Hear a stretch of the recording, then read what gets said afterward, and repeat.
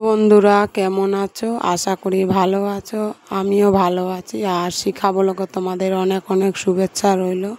তো আজকের ব্লগটা আমি এখান থেকেই শুরু করছি, তোমাদের সাথে নিয়ে ভিডিওটা দেখতে থাকো শেষ পর্যন্ত আর সঙ্গে থেকো। তো বন্ধুরা আজকে হলো তোমার বুধবারে আমি ভোর সাড়ে পাঁচটায় উঠে গেছি। সাড়ে পাঁচটায় উঠে একটু চোখে মুখে জলটা দিয়ে নিলাম, জানো, যেহেতু সকালবেলা উঠেছি তো ঘুমটাও ভাঙছিল না, এই জন্য একটু চোখে মুখে জল দিলে মুখটা ফ্রেশ লাগবে। তো যা হোক, মুখটা ধুয়ে নিলাম। এরপর আমি উঠোনগুলোকে ঝাড়ু করে নেব, যেহেতু সকালেই উঠে গেছি তো উঠোনগুলো ঝাড়ু না করলে হবে না, তো এই জন্য ঝাড়ু করে নিলাম। তো ঝাড়ু করার ভিডিওটা দেখাতে পারলাম না। তো ঝাড়ুটা করা হয়ে গেলে আমি এরপরে দরজাগুলোতে জলগুলো ছিটিয়ে নেব, যেহেতু সকালবেলায় উঠেছি আর দরজাগুলোতে একটু জল না দিলে হবে না, এই জন্য একটু ঘরের দরজাগুলোতে জলটা দিয়ে নিলাম। জলটা দেওয়া হয়ে গেলে রাতে যে এঁঠো বাসনগুলো ছিল সেইগুলোকেই ধুয়ে নেব। বাসনগুলো জানো, না ধুলে পরে আবার রান্না করব তখন অনেকটাই বাসন হয়ে যাবে, তখন ধুতে আরও টাইম লেগে যাবে। এর জন্য বাসি বাসনগুলো এক্ষুনি ধুয়ে নিচ্ছি। সকালবেলায় বাসন কটা ধুয়েই আবার সকালে টিফিনটা বানাতে হবে, না হলে আবার দেরি হয়ে যাবে টিফিন বানাতে। এই জন্য তাড়াতাড়ি করে রাতের বাসনগুলোই মেজে নিলাম। বাসনগুলো মেজে দেখো এই যে চলে এসেছি, এর সকালে সবজি বানাচ্ছি। গাছের যে সজনে ডাঁটা পেরে রেখেছিলাম সেই সজনে ডাঁটাটাই কলা আলু বড়ি দিয়ে বানাবো, আর এই উচ্ছেটাকে ভাজা করে নেব। তো আমি ডাঁটাগুলোকে কেটে নিচ্ছি, কেটে আবার রান্নাটাকে বসিয়ে নেব। তো জানো, সকালবেলায় সবজি বানাতে অনেকটাই দেরি হয়ে যায় সকালে সবজি বানাতে, কেননা সকালের কাজগুলো করে আবার সবজি বানাতে বসলে টাইম লাগে হতে। এর জন্য রাতে যদি বানিয়ে রাখি না তাহলে সকালে এতটা চাপ পড়ে না কাজে। তো দেখো আমাদের সকালের সবজি বানিয়ে নিয়েছি, আর বানিয়ে এবার বসিয়ে দেবো রান্নাটা, যেহেতু বেলা হয়ে যাচ্ছে অনেকটাই, 7টা বেজে গেছে। তো তাড়াতাড়ি করে ভাজাটাকে বসিয়ে নেব। তো উচ্ছে ভাজাটা আমি ওই পাশে বসিয়ে নেব, আর এই পাশে দেখো সকালবেলায় যে চাটা বানিয়ে নিচ্ছি। দাদা, সকালবেলায় আমার ডিউটি এটা টিফিন বানাবার, চা টিফিন। তো দেখো এই যে আমাদের চা হয়ে গেছে, আর এদিকে সবজি বানাবার জন্য যে আলু ডাঁটা কেটেছিলাম ওর জন্যই বড়িটাকে ভেজে নেব, একসঙ্গেই রান্নাটা করব বড়ি দিয়ে। তো এই বড়িটা দেখো মুসুর ডালের বড়ি, মনে হয় খুব সুন্দর। তো এই বড়িটা না মঙ্গলবারের হাটের থেকে কিনেছিলাম আমরা, বাজারে গিয়ে হাটে বড়িওয়ালা এসেছিলো, তো বড়িওয়ালার থেকেই বড়িটা কিনে নিয়েছিলাম। তো আজকে খেয়ে দেখি বড়িটা কেমন লাগবে। মুসুর ডালের বড়ি খাওয়া হয়নি কোনো দিন। তো এই যে দেখো আমাদের তরকারিগুলো করে নিচ্ছি তাড়াতাড়ি করে, ডাঁটা আলুটাও করে নিচ্ছি এই পাশে। আবার আটা মাখতে হবে, যেহেতু এখনও আটা মাখা হয়নি, তো রুটি বানাতেও টাইম লাগে। তো সকালে যদি তাড়াতাড়ি করে না উঠি না, তাহলে সকালের যে কাজগুলো থাকে না সেই কাজগুলো একদমই হতে চায় না, জানো। সকালে তাড়াতাড়ি করে না উঠলে রান্নাগুলো এই যে দেরি হয়ে যায়। তো দেরি হয়ে গেলেই আমাদের তাড়াহুড়ো হয়ে যায়, তাড়াতাড়ি করে রান্না করব কখন, সেই চিন্তায় তাড়াহুড়ো করে আবার রান্নাটা করতে হয়। তো আমাদের তরকারি এই যে দেখো মশলা দিয়ে কষিয়ে নিয়ে ভালো করে কত সুন্দর তরকারিটা হয়ে গেল। তোমাদের সাথে কথা বলতে বলতে রান্নাটাও হয়ে গেল। ডাল আলু কলা দিয়ে বড়ি দিয়ে কত সুন্দর একটা সবজি বানিয়ে, আর ওই পাশে আমি আলু ভাজা বসিয়ে দিয়েছি, একটু আলু ভাজাও হচ্ছে, দেখেছো। মানে অল্প অল্পই সব কিছু বানিয়ে নিচ্ছি, অল্প অল্প করে, না হলে হবে না, যেহেতু সবাই ডাঁটা আলু খাবে না এর জন্য একটু আলু ভাজাটাও করে নিচ্ছি।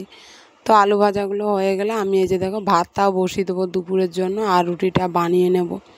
তো রুটি বানানো আমার হয়ে গেছে, দেখো এই যে অনেকটা বেলা হয়ে গেছে, এখন 8টা বাজে।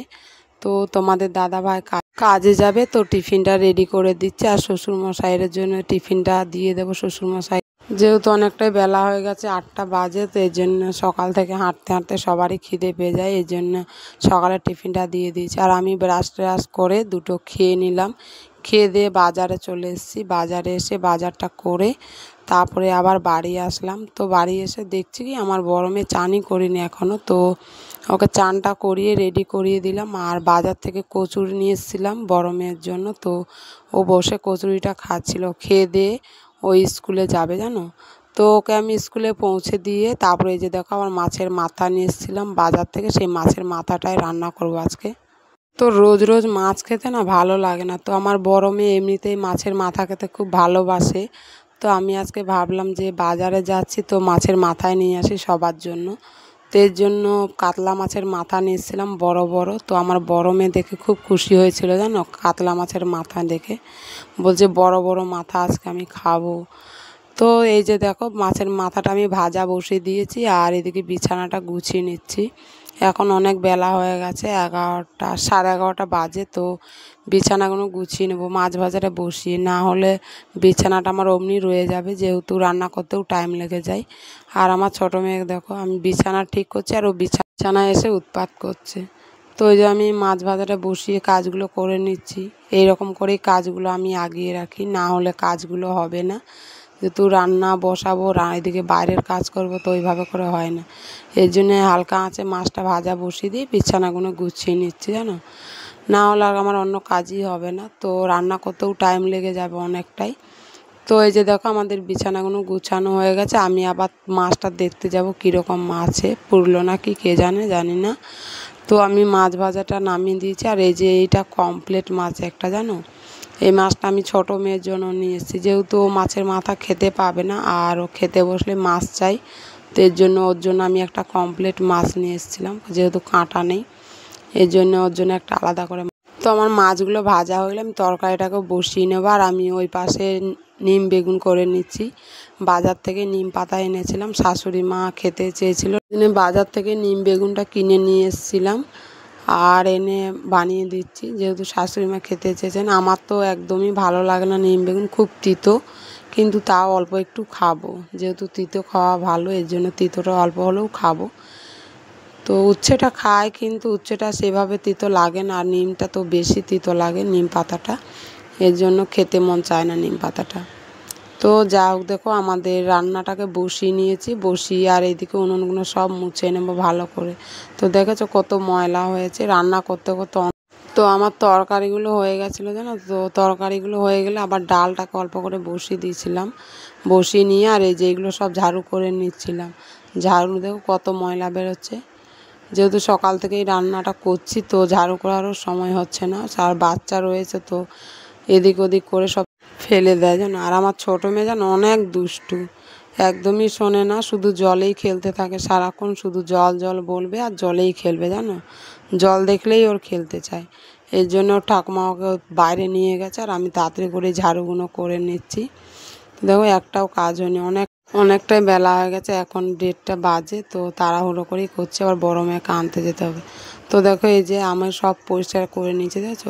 তো রান্না আমার হয়ে গেছে সব কিছুই, আর শুধু ডালটাই বসিয়ে রেখেছি, আর সব গুছিয়ে নিয়েছি রান্নাঘরটা।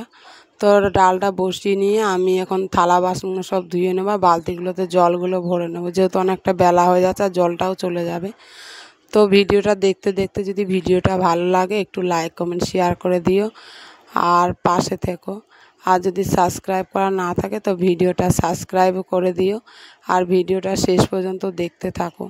তো দেখো আমি বাসনগুলো মেজে মাজা হয়ে গেলে আমি চাদরগুলো পাল্টেছিলাম বিছানার, তো বিছানার চাদরগুলো ধুয়ে নিলাম, আর মেয়েদের একটু জামাগুলোও ধুয়ে নিয়েছি। আজকে যদি না ধুই না কালকে আবার বেশি হয়ে যাবে, এর জন্য আমি আজকেই দুপুরেই ধুয়ে নিয়েছি, যেহেতু রোদও রয়েছে অনেক আর কলে জল রয়েছে, এর জন্য ধুয়ে নিয়েছি।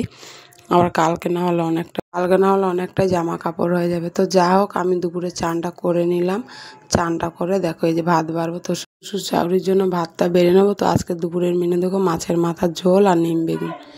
তো ভিডিওটা শেষ পর্যন্ত দেখার জন্য অনেক অনেক ধন্যবাদ। সবাই ভালো থেকো, সুস্থ থেকো, আর ভিডিওটা আমাদের এখান থেকেই শেষ।